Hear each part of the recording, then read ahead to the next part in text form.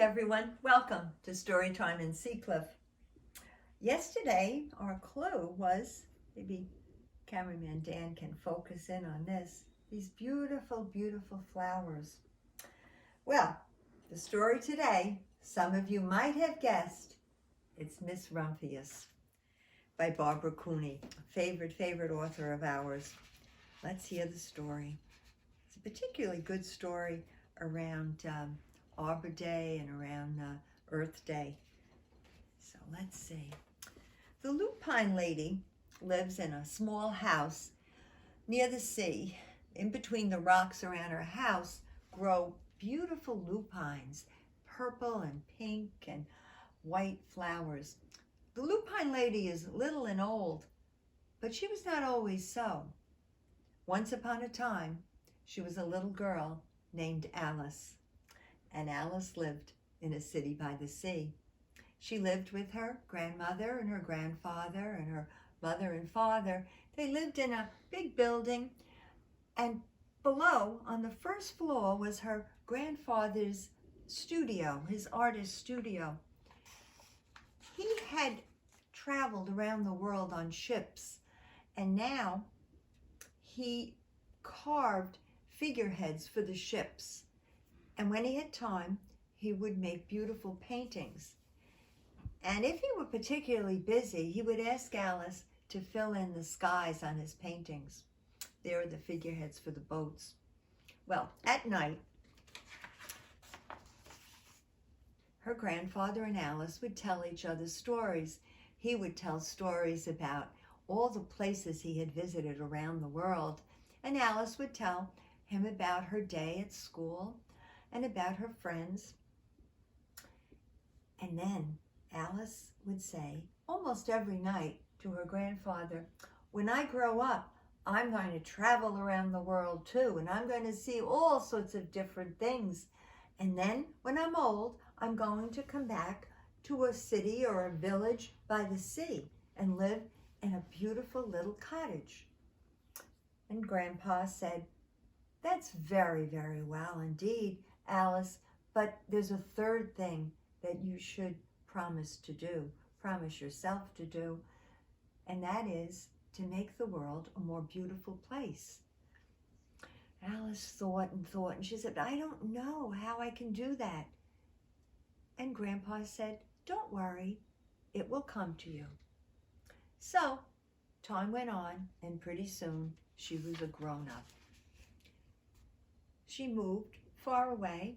She had gotten a job at a beautiful library where she found good books for everyone to read, and she took great care of all the people that came into the library. But one of those days, she was looking at a book. Oh, the book was all about a foreign land, and she said, I think it's time that I go and visit some of those places Grandpa told me about and that I've read about. And sure enough, she plotted and she planned, and she visited mountains, places where the snow fell all year long. She visited beaches where the sun was shining day after day. And one day she went to a very exotic place. It was the land of the lotus. And she took a ride on a camel. Well, the problem was she fell from the camel. Oh no, and she hurt her back.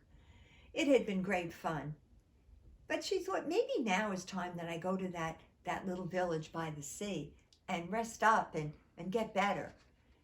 And that's just what she did. She moved to a beautiful village. It looks a lot like Seacliff to me. And there she stayed. And when she had time, she would throw seeds around, all around where she lived. Lupine seeds, actually. It's a beautiful sort of feathery flower. And, oh no, one winter, it was a very hard winter for Alice. Her back, from that camel fall, her back was bothering her. She looked out and she said, oh, look, those lupines that I had planted in the spring and the summer, well, look at, they're blossoming. And she had an idea. Wow, maybe that's what I can do to make the world more beautiful. I can plant more of those seeds. And it's just what she did.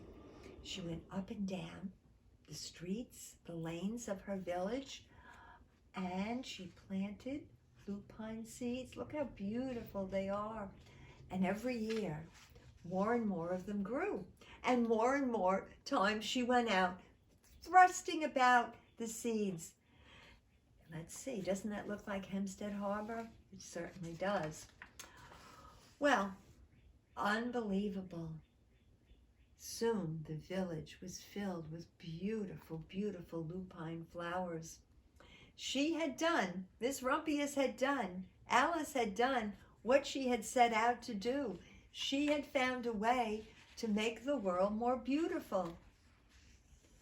Well, now, Alice is quite old, and she's called Miss Rumpius, or the Lupine Lady, and many of the children in her village come to hear her stories about her travels, about all the places she visited, and they all say, when we grow up, we're going to go around the world just like you, and we're going to end up in a beautiful village like you did. And Alice says, very good, children, very good. But remember, the most important thing is to make the world a more beautiful place. And we think and we think and we think. Now, we don't know. We don't know yet, but we will. And that's the end of the story of Miss Rumpius. Lovely story, right? All right, how about our birthday? Let me check. All right, I have our votes. People were voting. Chocolate, Maeve, Allison, and Haley, all chocolate. Ben and B, chocolate. Molly, chocolate. Riley, Emily, and Henry. Henry is, he's a chocolate too. Vanilla, Alice, Joseph, Nicholas, Graham, Audrey, Lila, and Elliot, all vanilla. Let's count. Vanilla, 1, 2, 3, 4, 5, 6, 7. 7 vanilla. Chocolate, 3, 4, 5, 6, 7, 8, 9. So it's a little bit more chocolate. All right, let's see. I don't know if we have a birthday. We had Shakespeare the other day. Let's see, I don't know. What could we do today? Oh, I know. It's a girl named Julia. It's Julia's birthday. Let's sing to Julia. Happy birthday to you. Happy birthday to you. Happy birthday, dear Julia. Happy birthday to you. All right, I'll put that down. Oberon, do you have a clue? Oh, Oberon does indeed have a clue. All right, some of you are going to guess this, I'm sure. All right. That's it. All right. Thank you, Cameraman Dan.